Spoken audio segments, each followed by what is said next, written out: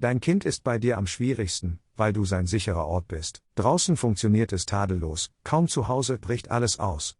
Viele Eltern denken, ich mache etwas falsch. Fast immer ist das Gegenteil wahr. Den ganzen Tag hält dein Kind sich zusammen, Kita, fremde Regeln, Reize. Das kostet enorm viel Kraft. Bei dir lässt es endlich los, weil es bei dir sicher ist. Du bist der sichere Hafen, in dem der Sturm endlich raus darf. Das ist keine Ablehnung.